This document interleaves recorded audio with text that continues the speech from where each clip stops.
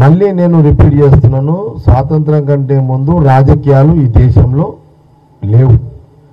అప్పుడు single agenda, దేశ ప్రజలు స్వతంత్రంగా స్వేచ్ఛగా ప్రశాంతమైన జీవితాన్ని దేశ ప్రజలు సుఖశాంతులతో ఉండే విధంగా ఒకరికి బానిసలుగా ఉండొద్దు అని ఆనాడు స్వతంత్ర ఉద్యమాన్ని ముందుండి శాంతియుత మార్గంలో మహాత్మా గాంధీ, జవహర్లాల్ నెహ్రూ గారు. ఈ చరిత్రని ప్రధానమంత్రి మోడీ గారు ఎన్నిసార్లు ఎన్ని రకాల విమర్శలు చేసినా ఇది ఒక చరిత్రనే. ఈ చరిత్ర బీజేపీ పార్టీకి లేదు, అవకాశాలు కూడా లేవు. ఎందుకంటే స్వాతంత్రం రాకముందు, స్వతంత్రం వచ్చినా